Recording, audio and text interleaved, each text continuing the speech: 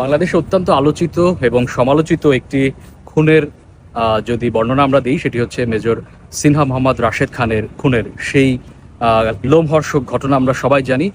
2020 সালের 31শে জুলাই এই marine drive আছে টেকনাফে যেতে কক্সবাজারের, এই শাপলাপুরে সেদিন একটি রোমহর্ষক ঘটনা ঘটেছিল। সেখানে মেজর মোহাম্মদ সিনহা, যিনি উদীয়মান একজন সাবেক সেনা কর্মকর্তা, তাকে হত্যা করেছিলেন এই এলাকার ওসি প্রদীপ, এবং তার সাথে সহযোগিতা করেছিলেন লিয়াকত আলী খান, যিনি এই ফাঁড়ির উপপরিদর্শক ছিলেন। এবং এইখানকার স্থানীয় যে আদালত, সেই আদালত, কক্সবাজারের আদালত, তাকে মৃত্যুদণ্ড দিয়েছে লিয়াকত আলী এবং আপনার ওসি প্রদীপকে, এবং বাকি 6 জনকে যাবজ্জীবন কারাদণ্ড দিয়েছে।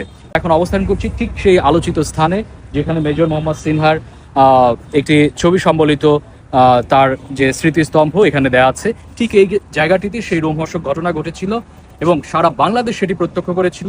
বাংলাদেশের আপামর জনতা একটি প্রশ্ন তুলেছে, এরকম একজন সাবেক সেনা কর্মকর্তাকে যিনি হত্যা করতে পারেন, তার দ্বারা তাহলে কত হত্যাকাণ্ড ঘটতে পারে। এ ধরনের হত্যাকাণ্ড যাতে আর না হয় এবং বিচার বিভাগ যাতে এই ধরনের হত্যাকাণ্ডের যিনি করেছিলেন তাকে যেন সর্বোচ্চ শাস্তি, মৃত্যুদণ্ড যেটি আদালত দিয়েছে, সেটি যেন কার্যকর করা হয়। বাংলাদেশের মানুষের এখন এটি সবচেয়ে বড় চাওয়া এবং পাওয়া। সেটি যদি হয় তাহলে বিচার বিভাগ অনেকটা যে স্বাধীন এবং বিচার বিভাগের উপর মানুষের যে আস্থা, সেটি কিন্তু আবারও ফিরে আসবে। সবাই ভালো থাকবেন।